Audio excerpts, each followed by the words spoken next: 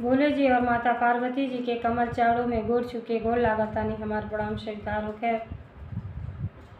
माँ के 64 रूपों में गोड़ छुके गोड़ लागतानी हमार प्रणाम स्वीकार होखे। सब देवी देवता के कमल चारों में गोड़ छुके गोड़ लागतानी हमार प्रणाम स्वीकार होखे। नीलम दीदी और हरिंदर भैया के कमल चारों में गोड़ छुके गोड़ लागतानी हमार प्रणाम स्वीकार होखे। सब गुरु भाई बहना के कमल चारों में गोड़ छुके गोड़ लागतानी हमार प्रणाम स्वीकार होखे। तो देखिए गुरु भाई बहना, हम आप लोगों के बहुत सुंदर चर्चा कहानी, एकदम सरल शब्द कहानी है और कहानी के माध्यम से आप लोगों की भोले जी के चर्चा कहानी के माध्यम से सुनाया जाता नहीं। तो ये चर्चा के बहन लोगन आप सभी ध्यान पूर्वक सुनब और पूरा सुनब। कथा भोले जी के कबो आधा अधूरा ना सुने के चाहिए। देखिए जैसी चर्चा में जाला वो 3 घंटा तक बैठ के भोले जी के गुणगान करला और आशीर्वाद प्राप्त करला, तब घरे आवेला। तो आप तो सभी घरे अगर कहीं रोक देता नहीं तब मोबाइल के खोल के तो के पूरा कथा सुनने के कोशिश करी। आधा अधूरा कबो न सुनी, काहे खातिर आधा कथा सुनने से परमपिता परमेश्वर और माता पार्वती जी के अपमान होला और कथा के पूरा सुनने से आप लोगों के ज्ञान भी मिली और कथा के रहस्य के बारे में पता चली कि कथा में का रहस्य छिपल बा। नीलम दीदी, हरिंदर भैया कथा के जरिया यही से अपनौले हैं कि कथा तो एक जरिया है भक्ति भाव के, और उनमें का भगवान जी के भक्ति कैले से का आपके लाभ मिली, ये हर कथा में कहीं बहू के माध्यम से कहीं सास के माध्यम से समझौले के कोशिश नीलम दीदी और हरिंदर भैया कैले हैं। तो ऐसे सब केहू कहानी के माध्यम से आपके जागरूक कर चाहेला। तो देखी कथा बहुते सुंदर बा। राजा रानी भोले जी के प्रिय भक्त रहेला लोग, बहुत दिन के बाद औलाद होला लेकिन मंदबुद्धि रहेला। आ देखी उनकर शादी एक शिव भक्त कन्या, गरीब कन्या से शादी होला। तो देखी उनकर कैसे भोले जी चमत्कार करेनी कि उनके जीवन बदल जाला। तो भक्ति भाव में बहुत शक्ति है। तो देखिए हमार कथा अगर आप लोगों के अच्छा लगी तो कमेंट में भोले जी और माता पार्वती जी के नाम जरूर सभी लिखब, काहे से वहाँ के आशीर्वाद से तो हम भी 2 शब्द बोल पावेनी और आप लोगों की भी आशीष मिली तो घर परिवार सही सलामत रही और भोले जी के अपन गुरु बनाई। अजी हमारे चैनल पर नया हुई वो हमारे विधाता ज्ञान चैनल के सब्सक्राइब कर दी, ताकि हम रोज़ नया वीडियो, एक वीडियो रोज़ डालेला और भजन कीर्तन के साथ रहला। तो सभी आनंद उठाई, घर में बैठले शिव चर्चा के कथा सुनी और ज्ञान के प्राप्त करी। तो देखिए गुरु भाई बहना, एक राज्य में एगो राजा रहत रहनी और रानी रहली। राजा रानी बहुत भोले जी के भक्त रहलो, बहुत सुंदर दुआरे पर मंदिर रहल राजा साहब के। राजा इतना दयालु रहने कि अपने वहाँ के राज्य में केहू दुखी ना रहे, सबके प्रति इतना स्नेह रहे कि अपने पुत्र के समान सब प्रजा के पालन करी। लेकिन इतना कुछ करते हुए असल में ही जब जन्म पौली तो वहाँ के ही रहल कि मनुष्य के शरीर पौले हैं ती धन दौलत तो सब भोग के चीज़ बा, जौन हम प्रेम भाव से जौन दान पुण्य करब और भक्ति भाव करब वह हमरे साथे जाई। तो वही अपनौले रहने। तो भक्ति भाव केहू भूखा दुखा वहाँ के दरवाजे से ना केहू जा। लेकिन जानते ही गुरु भाई बहना, अगर हमारा कर्म अगला खराब बा तो यहाँ कितना राजा बनी चाहे प्रजा बनी भोगे के तो पड़बे करी। सब कुछ बिना मंगले राजा के रहल, लेकिन एगो संतान नहीं रहल। अब संतान खरतीन जौन है जनता बानी, रानी जौन रहली, जबले एगो स्त्री के एगो बालक चाहे बालिका केहू पैदा ना होला तबले जीवन धन्य ना होला। आ सब केहू चाहला कि एगो हमारा औलाद अपन हो जा, जिगर के टुकड़ा हो जा कि बुढ़ापा के सहारा बनी है। अब बेचारी के जब 10-12 साल हो गई, लेकिन भगवान जी से कुछ कबो ना मंगले रहे। तब सावन महीना में बड़े भक्ति भाव से पूजा पाठ करें और चर्चा जब करौली, रुद्राभिषेक करौली तो उनमें बेचारी दया मंगली। तो जनता बानी जब दया मंगली तब यह कहली कि हे भोले जी हमके ऐसा दया दे कि हमार कोख सुनी बा, हमार कोख के भर दी और बुढ़ापा के सहारा दे दी। बस एक ही कमी रह गई बा, भगवान जी अगर आपके सच्चे दिल से भक्ति कैली बाणी तो हमार मनोकामना पूर्ण करी। तो देखी गुरु भाई बहना, जे सच्चे दिल से भक्ति भाव करला भोले जी से जौन मांगेला वो जरूर मिलेला। अब बेचारी के बात ही जौन है काहे न मानी भोले जी, काहे से सच्चा भक्त रहली, बहुत भक्ति भाव करत रहली। आ जैसे पूजा उजा खत्म भइल, पता चलल कि रानी गर्भवती रह गईली।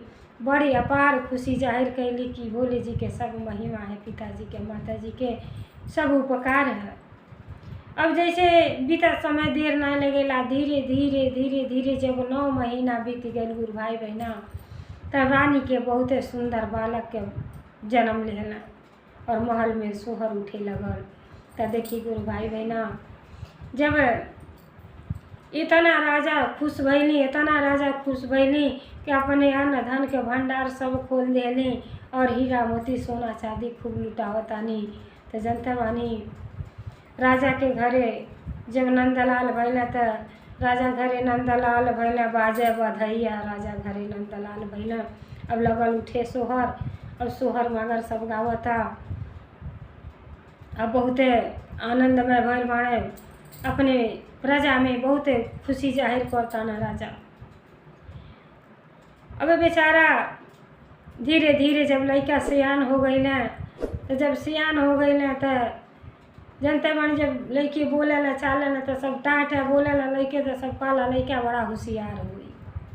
तो थोड़ा सा मंद बुद्धि रहना, बड़ा कम बोले बोले, तो राजा के अंदाज लगे कि लगता है हमार लड़का राजपाट नहीं चला पाई हैं, काहे से इनके उतना दिमाग नहीं है। सुंदरता तो भगवान बहुत देले रहनी, लेकिन बुद्धि ना देले रहनी। अब जब सियान हो गई ना, तो रानी कह तड़ी कि जनता बाड़ी कोनो माई हार ना मानेली। राजा कहीं कि लड़का के लगत बुद्धि दिमाग कम बा, आ नहीं रहल जाए तो राजपाट की संभारी। रानी कहली कि अब व्यर्थ में चिंता करे नी, लड़का हमार होशियार हुई हैं, ऐसा कोनो बात ही नहीं है। तब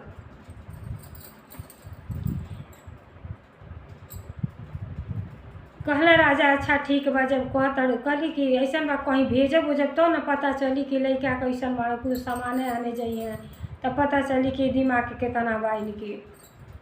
अब राजा साहब कहले ऐसा वाला 3 ठो चांदी के सिक्का दिहनी राजा साहब अपने लड़का के, आ कहनी ये बेटा जा, पहले बार घर में से निकलल बाड़ो तो एक सिक्का तो गंगा मैया के चढ़ा दिह रास्ता में बाड़ी, और 2 सिक्का ले जा, 1 सिक्का के घर के जौन तू जरूरत के सामान समझिए वो सामान खरीद लिह, आ 1 सिक्का जौन लिह ओमे तू अपन खैले के सामान ऐसा लिह कि व्यर्थ न जा। अब देखनी वही राजा साहब अपन ज्ञान के बात समझौले के कोशिश कर रहा बाने कि देखिए हमारा लड़का के कितना ज्ञान बा। अब लड़का तो सिक्का ले लिहला, अब बड़े प्रेम पूर्वक घर में से निकलने के चलता नहीं हम आज मार्केट करे, लेकिन बुद्धि तनिको नहीं रहे। गोयला गंगा जी में तो आसान हो रहा, सिक्का डाल देना, आ घाटे पर बैठ के सोचा था ना कि कौन सामान ऐसा खरीदी कि व्यर्थ न जा, कौन घर में सामान लगेला, सामान के बारे में पता नहीं रहल कि का सामान घर में रोज के जरूरत वाला लगेला। अब निराश होके बैठल बाड़ा तो देखी एगो भोले जी के भक्त पति पत्नी में केहू एक जनी होशियार रहला तो 2 पहिया के गाड़ी बड़े आराम से जीवन कटी जाला। अब भगवान जी देखिए उनके जीवन में उनके बुद्धि ना देले रहनी, लेकिन उनका जब जीवन संगिनी बने वाली है वो शिव जी के भक्त रहली, परम भक्त। उनके माई ना रहली और बापे बेटी लोग रहल, किसान रहल, बेचारा रहना तो वो राजे, लेकिन राजपाट नाय रहल, खेतिया बाड़ी के काम करत रहना, मध्यम दर्जा के रहना। अब बेचारा के बाप खेते में गई रहना काम उम करवावे, तो सोचली कि अपने पापा के नाश्ता दे आई। अब जब पूजा पाठ कर लेली और नाश्ता लेके जब खेते में जाता रही, आ जनता बानी जे शिव भक्त है ओकरे दिल में अपरंपार प्रेम रहला, सबके प्रति प्रेम रहला, आ जेकरे अंदर प्रेम है वह भक्ति कह सकेला, वह भक्ति में पास हो सकेला। भगवान जी गोद में उठौले से पहले बार बार गिरावेनी, जे गिर के संभल जाला वह भक्ति में पास हो जाला। तो देखी गुरु भाई बहना, अब बेचारा चिंता में पड़ल बाना, बैठल बाना, तब जौन है किसान के कन्या जौन बाटी अपने पापा के नाश्ता लेके जात हई, तो देखत तारी कि रास्ता में राजा के लइका बैठल बाना। अब जब उदास देखली, उदासी चेहरा पर, तो उनके लगल कि कोनो बात ही नहीं है। बेचारी जाके लगली हाल चाल पूछे, कहली कि बताई काहे बड़ा निराश बैठल बानी, कोनो बात ही है का? कहला ऐसा बा, आज हम पहली बार घर में से निकलल हई और हमार पापा हमके 3 गो सिक्का देले रहना। एगो तो कहला कि गंगा मैया में चढ़ा दिह, आ दूसरा के घर के जो जरूरत के सामान बा ले लिह, आ 1 रुपया खा लिया, लेकिन ऐसा खाना खाइए कि व्यर्थ न जा। अब लड़की इतनी ज्ञानी रहली, परम भक्त रहली, भोले जी के सेविका रहली। कहली कि इतना छोटहन बात लेके आप परेशान बानी, चली हम आपके मदद करते हैं। बड़ा खुश भैलें और वो कन्या लेके गईली मार्केट में। तब बेचारी घर के जौन जरूरत के सामान रहल खरीदवली, और सेव पर नजर गई तो सोचली कि सेव 1 रुपया के खरीद दी, तो फिर कहली तब व्यर्थ चल जाई। फिर ककड़ी पर ध्यान गई, फिर कहली हो ना सही बा। गईली तो कहली तरबूज खरीद देते हैं, खाओ ले में बिया फेंक दे में जाम जाई, फिर काम में आ जाई। तो देखी बुद्धि बेचारी के कितना रहल, मार्केट करवा देली और राजा के लइका के फिर अपने घरे भेज देली। जब वो घर गईनी तब माई तो अति प्रसन्न भइली, जनता है लइकन के कामयाबी। जितना माई के खुशी होला उतना केहू के खुशी नहीं होला।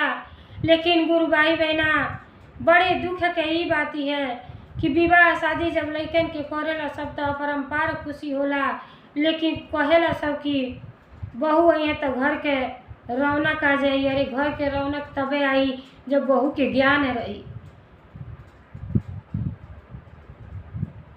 सास दुश्मन थोड़ो न होली, केहू के सास दुश्मन ना होली। हमरो केहू सास रहल, हमहू केहू के पतोह रहली। लेकिन जहाँ बनी बिगड़ी समझौले की कोशिश करिए तो बहू लोग लड़ाई कैली के समझ, लड़ाई पहले शुरू हो जाता, कैसे कह देली। तो माई बेचारी के बड़ी अपरंपार खुशी भइल कि हमारे लइका तो आज मार्केट बहुत बढ़िया कैले बाना। लेकिन राजा जानत रहनी कि हमार लइका के बुद्धि कम बा।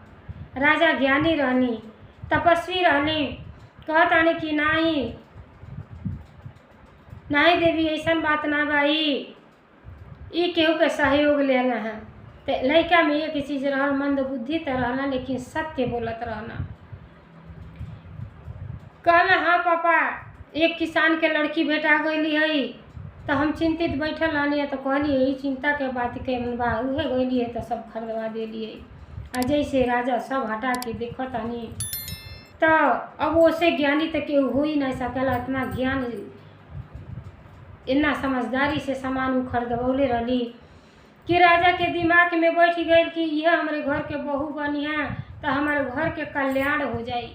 काहे खातिर कि लइका मंदबुद्धि बाड़ा, जीवन भर तो हम जियत ना रह। हर माई बाप चाहे कि घर में जब सामान बा वो सुरक्षित रहे, तो लेके तो केहू ना साथे जाई, रही तो बाल बच्चन के कामे आई। लेकिन आजकल के बाल बच्चन के तो उ दिमाग बा कि भरसक तो वह सास ससुर के दर्जा लिहल चाहता लोग। बोली भाषा तो उ बा कि दिले टूट जा फिर ताके के इच्छा न करे। ऐसा ऐसा लइके दिन बाने दुनिया संसार में। समझाई मत, उनकर वाली करत रही तो सब कुछ ठीक बा, अगर समझौले के कोशिश करनी तो सब बेकार बा। तो कथा कहानी यही से समझावल जाला कि अपने बड़ों के आदर सम्मान करे के सीखे के चाहिए। सबसे भारी कमी चीज़ तो ही है कि हर बेटी के जे माँ बाप अपने बेटी के ही संस्कार जरूर देवे की चाहिए। अब देखिए वो किसान के लड़की रहली, उनका माई कुछ दिन 10-12 साल के रहली, मर गई रहली। लेकिन वो इतना भक्ति भाव, इतना ज्ञान में निपुण रहली कि कौनो काम ऐसा ना रहल कि ना जानत रहली। बड़ों के आदर सत्कार सम्मान, घर के सेवा जतन सब कुछ उनके पता रहल। अब राजा साहब रात भर ना सुतली, कहली जब भी बनिए हे भोले जी तब हमरे बेटा करती। आ वो बहुत अच्छा लड़की बाड़ी, घर परिवार में आ जाइए तो हम उनके जीवन कटी जाए। वो धन दौलत के पीछे राजा साहब ना गईली। अब रात भर सोचली और सुबह अपन घोड़ा तैयार कैली और किसान के घरे पहुँच गई। जब किसान के घरे राजा गईली तो किसान बड़ा आश्चर्य में पड़ल, भाईली का बात है कि राजा साहब आज हमारे दरवाजे पर आयल है। अब गईली तो प्रणाम कैली, कहली कि देखी हम आपके लड़की के हाथ अपने लड़का करती मांगे आयल बाटी। तो वो आश्चर्य में पड़ गए ना किसान, कहल हमरे तो धन दौलत कुछ हो ना बा, हम आपके बराबरी कैसे कर सकेली। एक कन्या के सिवा तो हमारे पास कुछ हो नहीं है, लेकिन एक चीज़ कीमती बा जौन होखे के चाहिए।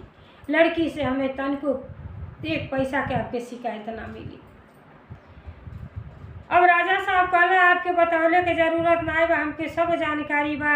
आई लड़की बहुते संस्कारी गुणकारी बड़ी, जवन गुण इनके बा उदान दहेज तो सब खत्म हो जाई, आई तो जीवन भर रही। आप बहुत अच्छा संस्कार देले हैं, हमके मात्र आप अपन लड़की दे दी, बस इतना उपकार कर दी। और किसान बहुत खुश भैलें और कहलें अहो भाग्य हमारे ऐसा भाग्य बा भोले जी के कि आप हमरे दरवाजे को अली और हमके स्वीकार बा आपके बात ही।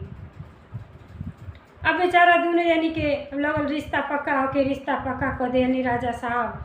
आ कहनी जब बियाह हुई तो हमारे बेटा के किसान के लड़की से बियाह हो गई। अब घरे गईनी रानी से ही सूचना बताऊनी तो रानी भी बड़ा खुश भैली कि बहुत अच्छा बाटे कि अपन उनसे हो जाए तो एगो होशियार रही तो अपन सबन के गुजर बढ़िया से हो जाए। अब राजा साहब अपने लड़का से कहने कि तुहार बियाह हुई लड़की से तय कर देने बानी। अब वो लड़का जनता बनी राजा का लड़का रहना, अपने हित दोस्त से जाके कहना कि हमार बियाह हुई किसान के लड़की से तय हो गई बा। तो सब लगल मजाक उड़ावे, कहाँ राजा और प्रजा के साथे आ तुहार बाप पगला तो ना गल बना, तुहार विवाह किसान के लड़की से करत हैं। अरे जा पहले 5 जूता उनके मरियो तब जाके बियाह करियो, उ तोहरे योग्य नाई बाड़ी लड़की। अब मंद बुद्धि दिमाग उहरल जाऊँ जे कह दे उह उनके घर क जा। अहले घरे कहला पापा तू हमारा ऐसा बियाह कर दो तारा वो गरीबे घर के लड़की से। कहला हाँ बेटी हाँ बेटा, अरे धन के तो हमरे कमिए ना बा, लक्ष्मी चाहे लक्ष्मी वो लड़की बाटी ज्ञानी बाड़ी, तुहार जीवन संगिनी अच्छा होखे के चाहिए। जब अच्छा रहेला तो जीवन कटले में तनिको आनंदमय से जीवन कटेला बेटा, बहुत अच्छा रिश्ता बा, उसे तनिको न घबरा। लेकिन वो मनबे नहीं करे, क्या हमारा ऐसने घर से रिश्ता करता रहा। तो देखी बड़ा समझौना होकर बाद उनके बहुत सुंदर मंदिर भोले जी थी, भोले जी और माता पार्वती जी के राजा साहब के महल में बहुत सुंदर मंदिर रहा। और मंदिर में जाके प्रार्थना करे लगना कि हे भोले जी आप जोड़ी बहुत अच्छा लगोले बानी, हमारे लड़का के बुद्धि दिमाग दी कि शादी से इनकार न करे, शादी कर लें। अरे उनके शादी संपन्न हो गई। जब वो अपने घरे लड़की गईली तो देखी जब लड़की गईली तरा राजा के लड़का के मन में यह बैठ गया हित दोस्त के जब रहना, जब कहे कि तुहार बाप पगला गल बना, तुहार ऐसने गरीबी से शादी करता न, जा पहले ही राती के 5 जूता मरी हो। अब यार बेचारी लड़की इंतजार करताड़ी कि भाई राजा आइलन आई, राजा आइलन, अपने पति के इंतजार करता है। इसी भक्त रहली, पति के परमेश्वर समझे। और जब वो अला तो देखा ताना कि सूत गई बाड़ी, आई तो हाथ में जूता लेके ठाड़ बना। अब बेचारी के आँख खुल गई, जैसे गुड़ खुलकर खुल गई और उठ के बैठ गई। तो कहले कि आप कहाँ इतना विलम्ब लगा देनी, अरे आज तो शुभ के राती है, पति पत्नी के बंधन के ही राती है और आप जूता हाथ में लेके ठाड़ा बाणी। राजा साहब आपके जूता नहीं शुभ होता, ये हाथ में तो आपके दूध के गिलास चाहिए और दूध पी ली और आराम से सूत रही। तो देखी वो लेके ठाड़ा बाड़ा, न हिला ताड़ा न डोला ताड़ा। तब भोले जी से आग्रह करते कि हे पिताजी, अगर हम मन क्रम वचन से आपके भक्ति कैले बानी तो हमारे पति के मन बदल जा और हमन के दोनों जनी के प्यार के बंधन में बांध दी। हे भगवान, हे पिताजी, हमन के दोनों जनी के आशीष दे दी और हमारे पति के थोड़ा सा ज्ञान दे दी कि पति पत्नी का रिश्ता क्या होला, थोड़ा सा समझा दे। तब देखिए वहीं बेचारी अपने जिंदगी के भीख भोले जी से मांगताड़ी और भजन के माध्यम से आग्रह कर रहल बाड़ी।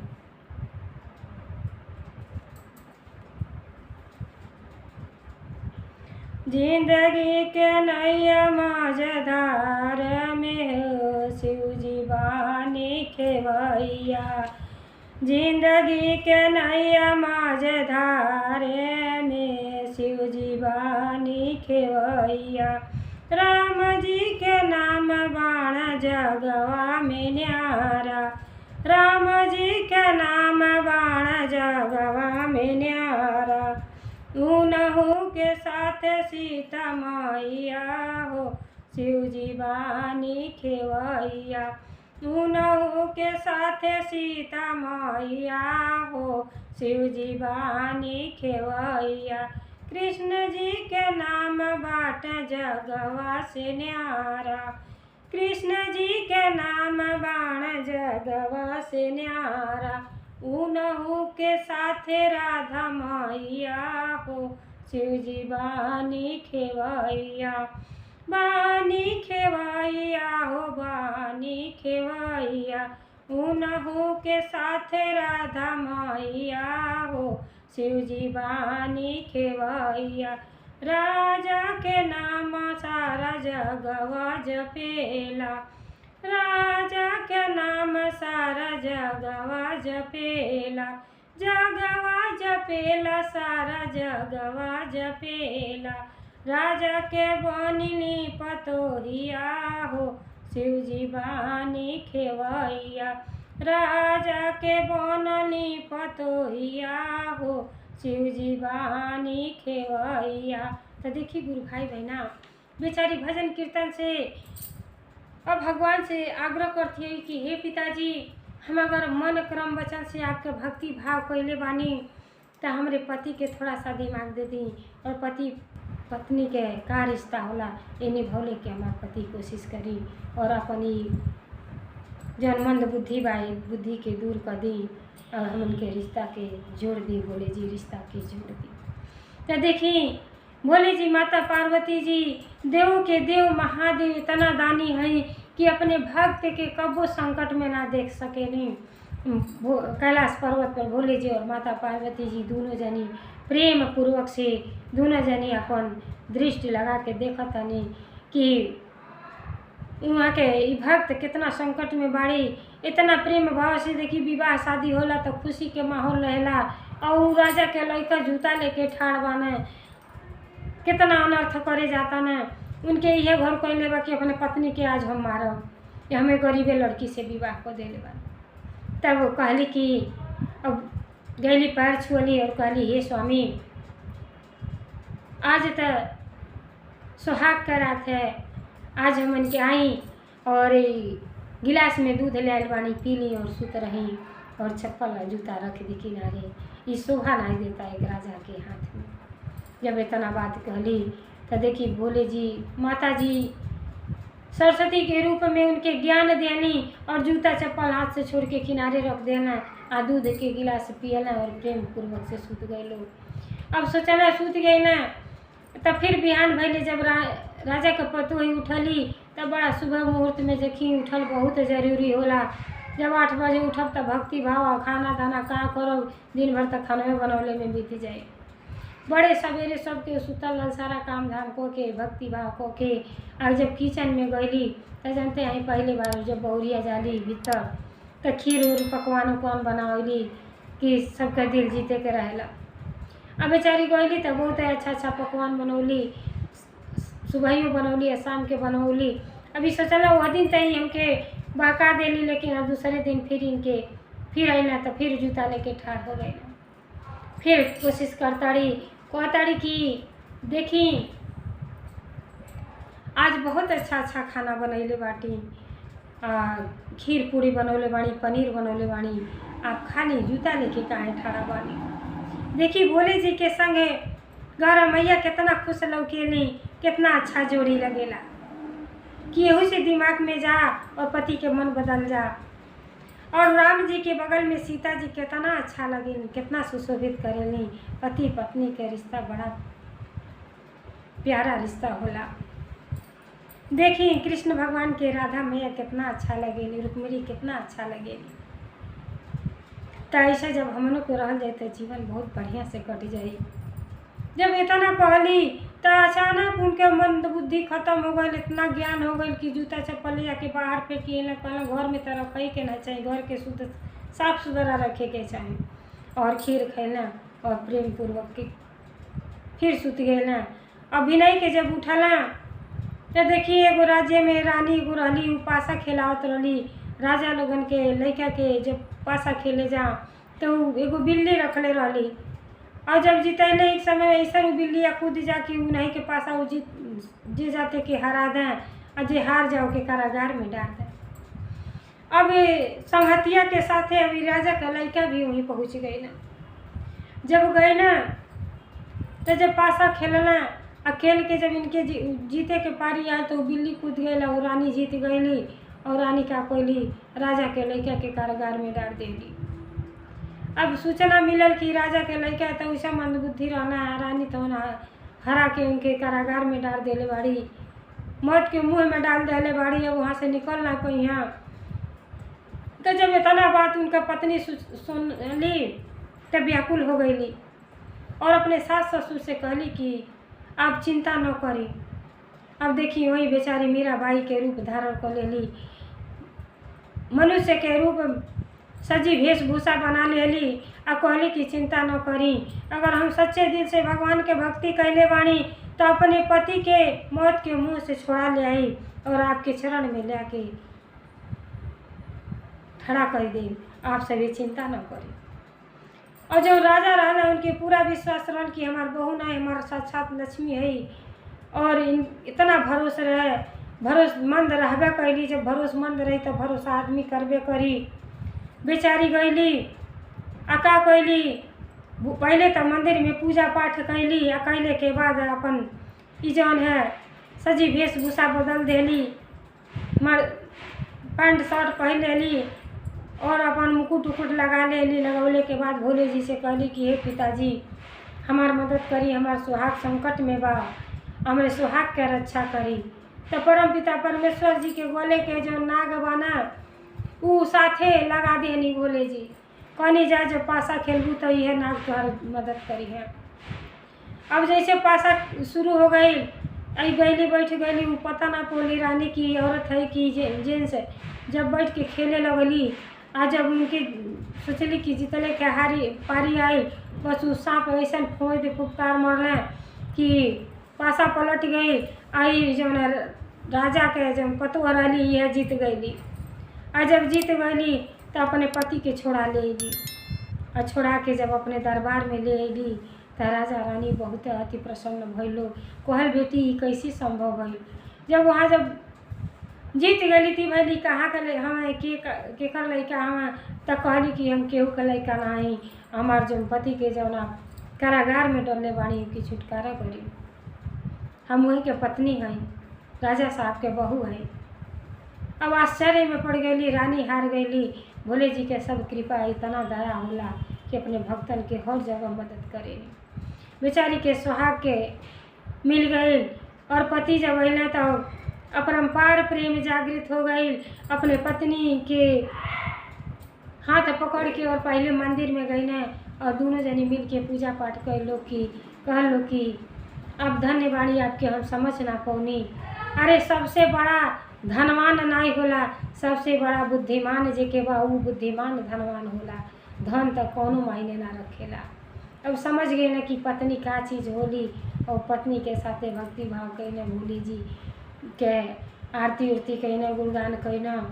ओकरे बाद यहाँ जब उनका मम्मी पापा लोग सुनल तो वो लोग दौड़े दौड़े मंदिर में गए और अपने लड़का के देखल तो अपार खुशी भई कि क्यों भी भई सब हमरे बहू के दया से भई, भक्ति भाव के सब नतीजा है। तो देखी सब आनंदमय से जीवन काटे लगल, और राजा के भी दिन पलट गई। बुढ़ापा के सहारा जब भोले जी देले रहनी तो बेटा बहू दोनों इतना अच्छा पा गई कि जब जनता है जब बेटा बहू परिवार अच्छा रहेला तो जीवन धन्य हो जाला। प्राण भी बहुत निकला तो कष्ट ना होला। और जब परिवार सही ना रहला तो ई प्राण भी जल्दी निकलेला ना। तो खिस्सा कहानी से यह कुछ सीख मिलेला कि भक्ति भाव में कितना शक्ति है, कि बेचारी गरीब होके और अपने पति के हर जगह मदद कैली और भगवान जी उनका मदद कैली और छुटकारा हो गए। दोनों जनी पति पत्नी एक साथे लोग प्रेम पूर्वक रहे लगल। तो जैसे गुरु भाई बहना राजा के लड़का के मंदबुद्धि रहना, सही भोले जी को देनी, बहू के इतना ज्ञान देले रहनी कि घर घर ज्ञान से परिपूर्ण हो गए। वैसे भोले जी के दया कृपा सब परिवार पर बनल रहे, सब केहू आनंद खुशी से रहे। हर हर महादेव, घर घर महादेव, भोलेनाथ की जय, सच्चे दरबार की।